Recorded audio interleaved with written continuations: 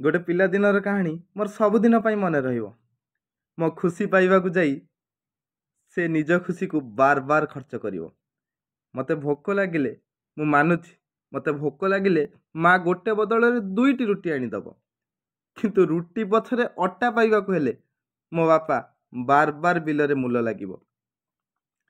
ପୂଜା ପାର୍ବଣରେ ନିଜେ ଛିଣ୍ଡା ପିନ୍ଧି, ହଁ ପୂଜା ପାର୍ବଣରେ ନିଜେ ଛିଣ୍ଡା ପିନ୍ଧି ମୋତେ ନୂଆ ନୂଆ କିଣିକି ଦେବ।